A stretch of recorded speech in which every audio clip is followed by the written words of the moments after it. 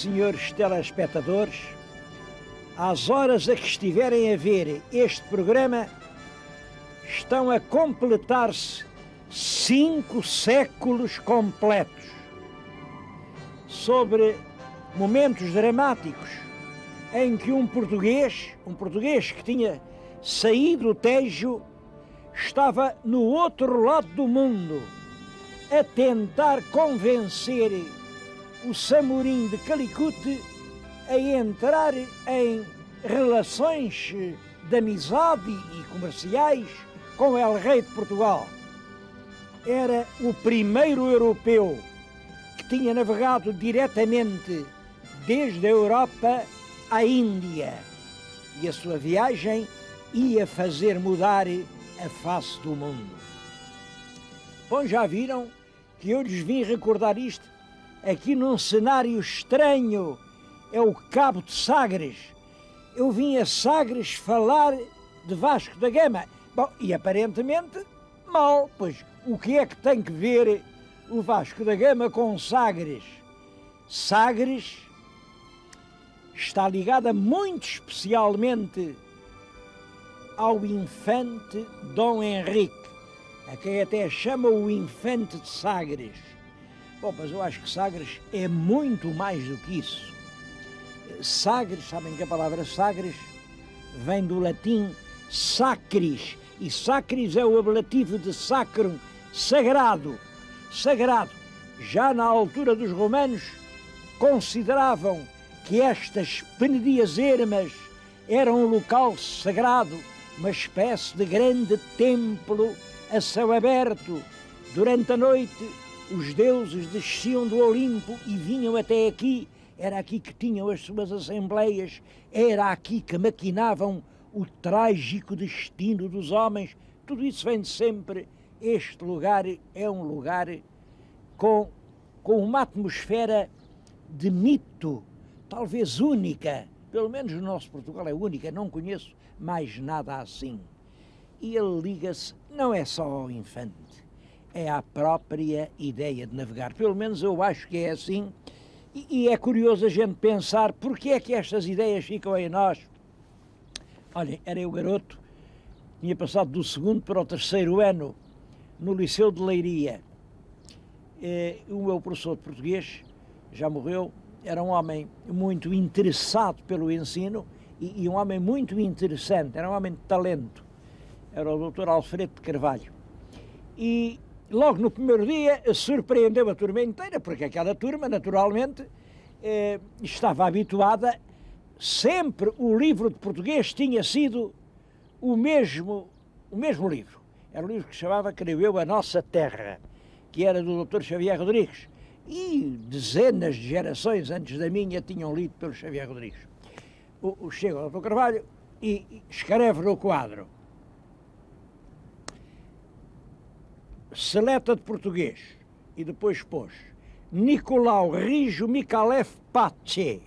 O nome esquisito, nunca mais o esqueci por causa disso, também nunca mais o ouvi. Nicolau Rijo Micalef Pace. Seleta de português. E foi aí que eu li os grandes trechos dos nossos historiadores e, entre outros trechos, li e quase aprendi de cor este. Vocês vão ouvir, é uma página dos pescadores do Raul Brandão. O promontório é um punho nudoso, com 2 dedos estendidos para o mar, a ponta de São Vicente e a ponta de Sagres. Os dedos parecem de ferro, apontam-no e subjugam-no, e em frente o mar ilimitado. Sagres é o cabo do mundo. Leva os pés magoados de caminhar sobre pedregulhos azulados, num carreirinho por entre lava atormentada. Do passado restam cacos. O presente é coisa fora da realidade, grande extensão deserta, pardacenta e encapelada, com pedraria a aflorar entre tufos lutuosos. Grande sítio para ser devorado por uma ideia. Isto devia chamar-se Sagres, ou a ideia fixa, só agora entrevejo o vulto do infante, cerca-o e aperta-o a solidão de ferro, pedra e mar, torna-se de pedra, está só no mundo e contrariado por todos, obstina-se durante 12 anos contra o clamor geral, perdição, perdição, agora toda a gente, e ele não ouve os gritos da plebe ou a murmuração das pessoas de mais qualidade. Aqui não se ouve nada, nem um sinal de assentimento encontra. Não importa, só o sonho, na gigantesca penadia que com 2 dedos inexoráveis aponta o caminho marítimo para as Índias pela direção da Ponta de Sagres e a descoberta do Brasil pela direção da Ponta de São Vicente, lágrimas, orfandades, mortes. Mas o homem de pedra está diante deste infinito, amargo e só vê o sonho que o devora.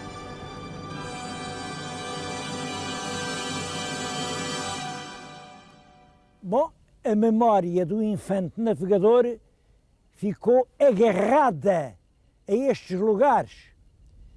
Há muitas coisas que a gente não sabe, há enigmas. Por exemplo, esta estranha configuração, parece um sol com pedras incrustadas em raios radiantes. O que é que isto quer dizer? Tem sido uma das coisas que mais dúvidas têm levantado. Esteve aqui já há muito tempo o almirante Gacotinho, entusiasmou-se e disse: não há dúvida que isto era para os estudos náuticos do infante. Bom, pode ser, mas isto aparentemente também pode ser um relógio de sol.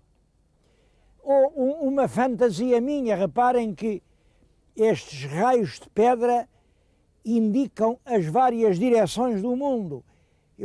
Se o infante viesse aqui com uma bússola, e ele já dispunha da bússola, ele podia, por estes raios, e com todo o rigor, dizer: este aponta na direção dos Açores, aquele aponta na direção da Madeira, aquele aponta para Cabo Verde, este aponta para Ceuta. Podia ser perfeitamente ou também pode ser o vestígio de uma construção pré-histórica do tempo dos cultos solares, do Neolítico ou da Idade do Ferro. Não sabemos. O mais simples é dizer a verdade, não sabemos, e tratar com todo o carinho esta relíquia do passado. Outras coisas estão diretamente ligadas ao infante. Por exemplo, aquilo que parece uma torre, aquilo é uma cisterna, e aquilo, além, aquela ermida, aquilo é uma igreja. O infante Dom Henrique fez aqui este lugar para dar aos mariantes água na cisterna e assistência na morte. Havia, por isso, além um capelão e além uma cisterna. Bom, de qualquer maneira, é absolutamente certo que uma grande parte da vida do infante das navegações ficou ligada aqui, a este lugar.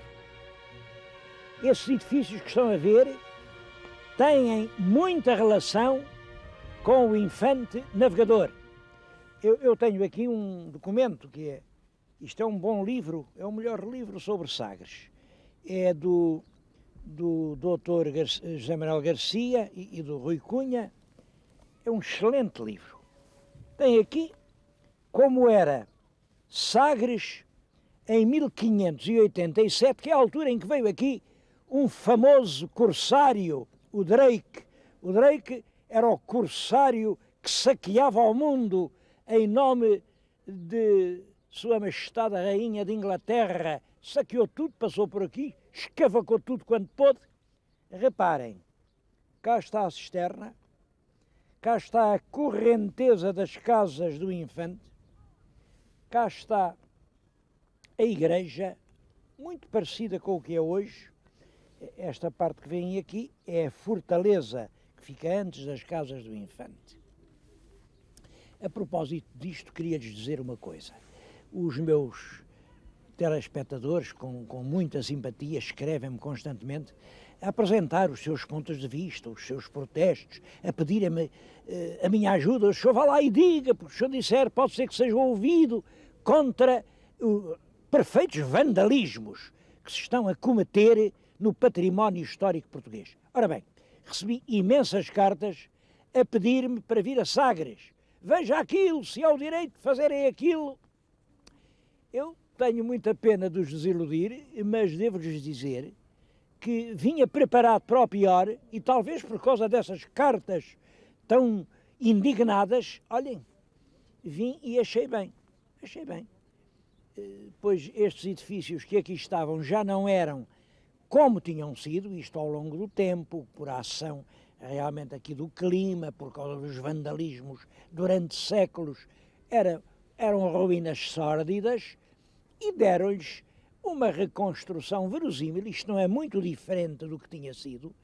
Enfim, respeitou-se o essencial, mas limpou-se, civilizou-se. Tomáramos nós, meus amigos, que os atentados contra o património histórico construído nunca fossem piores do que estes. Aqui estiveram para fazer uma coisa horrível, que era uma muralha enorme, uma muralha com os baixos relevos e tal, mas aí, felizmente, toda a gente, com algum gosto e algum senso, protestou, disseram, isso não pode ser, vão estragar aquele monumento natural, que é realmente a Ponta de Sagres, que já em si é um monumento. E prevaleceu a opinião da crítica. O governo já tinha aprovado, já estava tudo a andar, iam já fazer essa monstruosidade, mas os protestos foram ouvidos, o processo foi arquivado e essa coisa horrível não se chegou a efetuar. Vejam lá se eu não tenho razão, quando às vezes falo contra certas estátuas, contra certos monumentos. Eu bem sei que há quem não goste. Bem, os meus telespectadores, acho que todos já ouviram falar na história do rei Vai Nu. A história do rei Vai Nu é assim. Chegou à cidade um alfaiate que fazia uns fatos lindíssimos para vestir o rei. Mas é claro, eram uns fatos mágicos. Só quem tivesse a iluminação da inteligência, só as pessoas muito superiores, é que via o fato. Os outros, os que eram assim burrinhos como nós, não viam nada, olhavam para ali, o que é aquilo? Não é nada, não viam nada. Os burrinhos não viam nada. Bom, o rei mandou fazer um rico fato, pagou aquilo, pagou com milhões de contos. Pôs o fato, montou-se num cavalo e veio para a praça. E é claro, toda a gente era muito inteligente.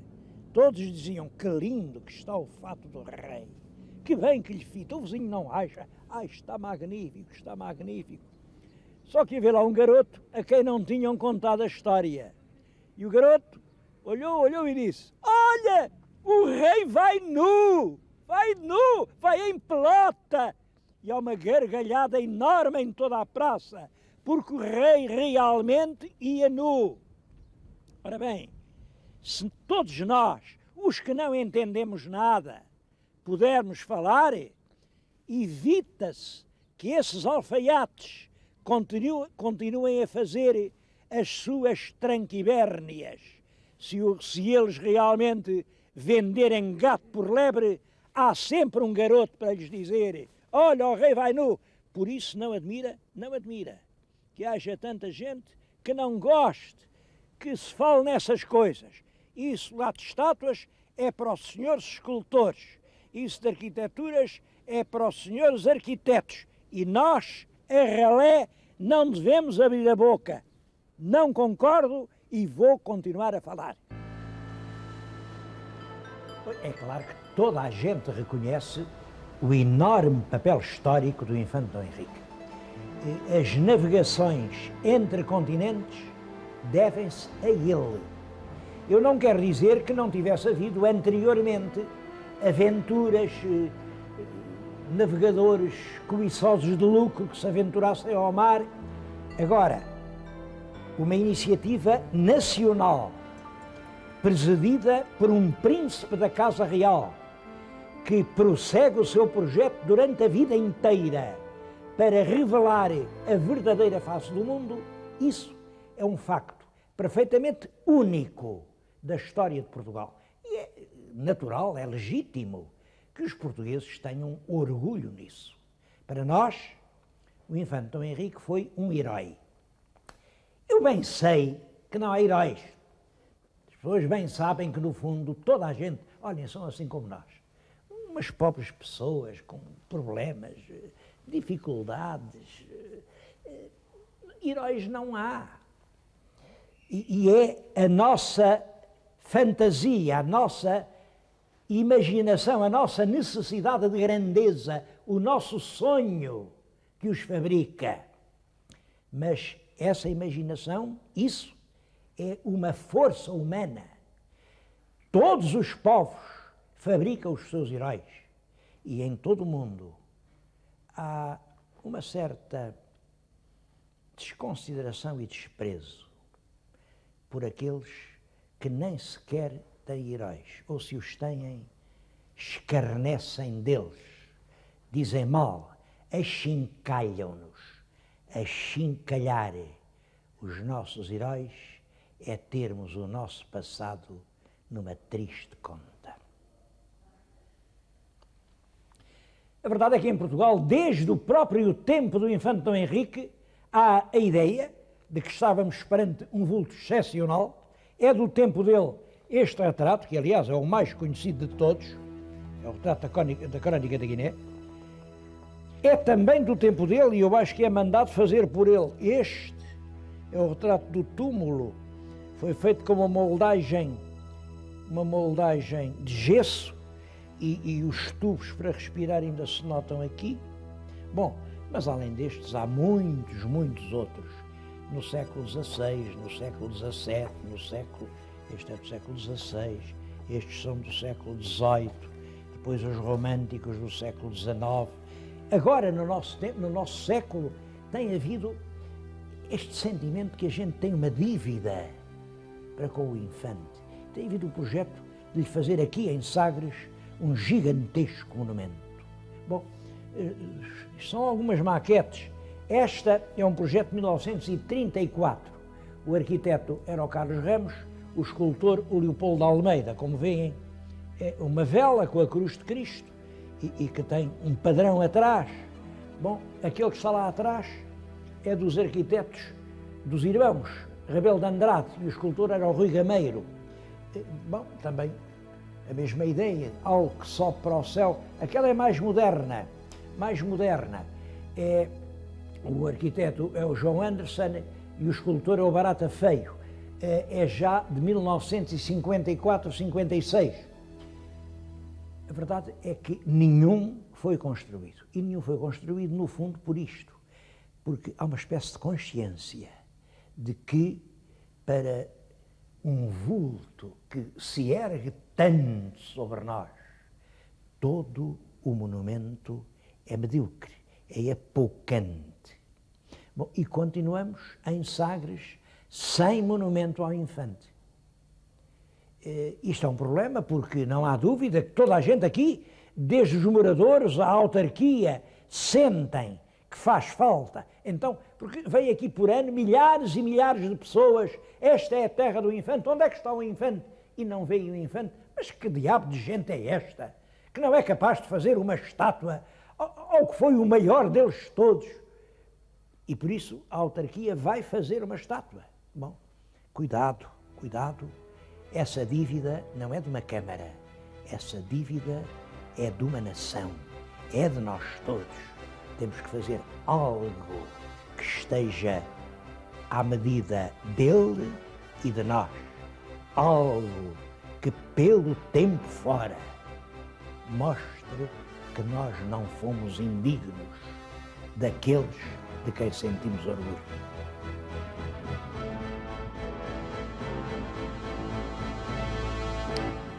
Outra lembrança do infante é o culto de Santa Catarina. Como sabem, Santa Catarina é a padroeira dos viajantes, dos marinheiros, dos vagabundos, dos que andam perdidos por sobre as águas do mar.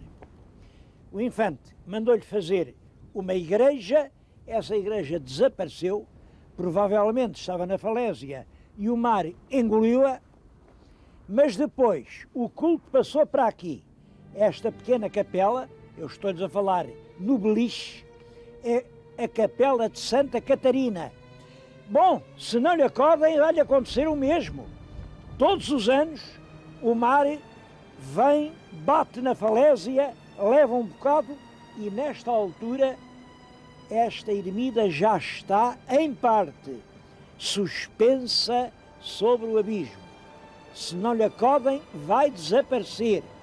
E por agora o que eu sei é que há estudos, projetos, ideias que os organismos oficiais consultaram a universidade que, bom, ora o mar não espera por essas coisas. Ou lhe acodem depressa, ou muito brevemente, o mar vai engolir também esta Santa Catarina.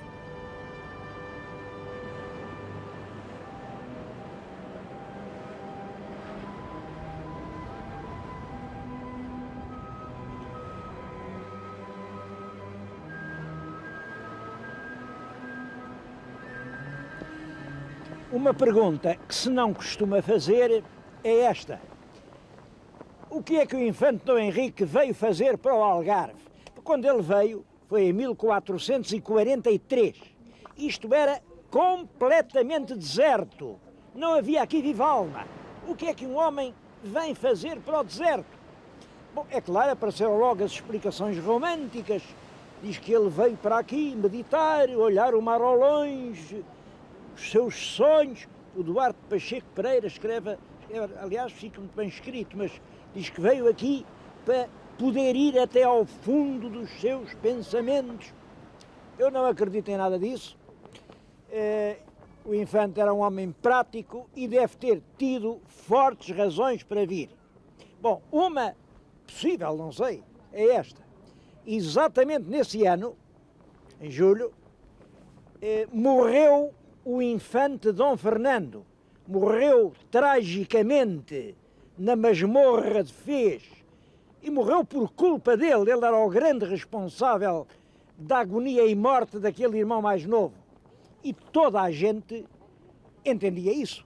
Ele era, portanto, apontado certamente, apontado como um Caim. E era uma razão para sair da corte. Bom, mas havia outra. É que 1443 é uma época de forte tensão política em Lisboa. É a regência do infante Dom Pedro. Meio mundo é a favor do regente, mas outro meio é contra o regente. E o infante Dom Henrique, de que lado é que estava? Não estava de lado nenhum. O infante Dom Henrique não se queria meter em política. E foi para sair do inferno da política que ele veio para aqui. Porque das duas uma, ele ou fazia política ou trabalhava pelo seu país. Bom, é uma hipótese, eu não sei qual foi a verdade. O certo é que veio. Veio e veio para ficar. Ele gostou realmente do Algarve. Passou aqui os últimos anos da sua vida e foi aqui que morreu.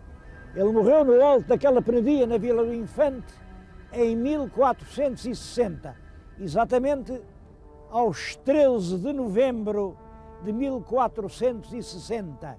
E foi aqui que planeou, que ordenou as grandes etapas da gigantesca tarefa nacional do descobrimento do mundo. Bom, foi por isso que eu vim aqui a Sagres. Olhem, vim convencido de que em Sagres vinha encontrar caravelas do tipo das que fizeram os primeiros descobrimentos, naus iguais às que o Vasco da Gama levou à Índia, podia embarcar nelas, dar aqui, andar à volta desta costa em que ele viveu. Nada disso, nada disso. Parece que o Algarve não tem nada a ver com descobrimentos. Não há caravelas, não há Vasco da Gama, não há Infante Dom Henrique, não há coisíssima nenhuma. Não é verdade. Não é verdade. Olhem, há esta linda traineira. É uma traineira que foi comprada por 2 súbditos alemães. Ela não é alemã, é uma holandesa, a Lídia Zumar. Ele, sim, o Rolf, é alemão. Mas se não fossem estes, eu não tinha o gosto de estar agora aqui a navegar ao largo da ponta de Sagres, a cruzar os mares por onde andou o Infante Dom Henrique. A minha ideia era vir aqui e agora a bordo de um desses navios evocar a memória de Vasco da Gama, que também, sem dúvida nenhuma, andou por aqui. Bom, mas não o posso fazer. Acho que eu bem sei que tudo muda, mas estar aqui a fazer uma evocação da figura épica de Vasco da Gama a bordo de uma pobre traineira de pescadores, eu acho que não me ficava bem. Portanto, vou guardar isso para a semana, porque espero, na semana que vem, ir a bordo da fragata Dom Fernando. Fernando e Glória é o nome que lhe dão, depois explico porquê. Fragata Dom Fernando chamam-lhe o último navio da carreira da Índia. Acho que é o cenário exemplar para eu evocar o homem que fez a primeira viagem da carreira da Índia. Bom, mas tudo isso fica para a semana, porque se o meu telespectador se apercebeu bem, o nosso tempo está mesmo no fim.